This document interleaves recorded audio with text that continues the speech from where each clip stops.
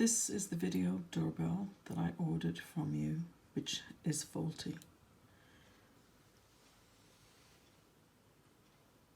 When my sister, whom I gave it to as a gift, put it into use, she noticed sparks coming from it, and when she took it down, it was hot and glowing red from where the batteries connect with it. One side is okay.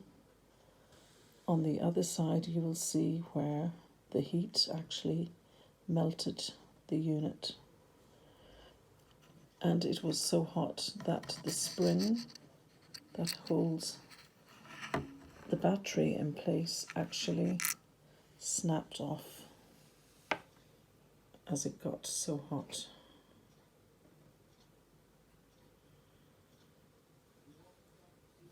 So it is not working, not safe. So please reimburse me my money for this faulty item.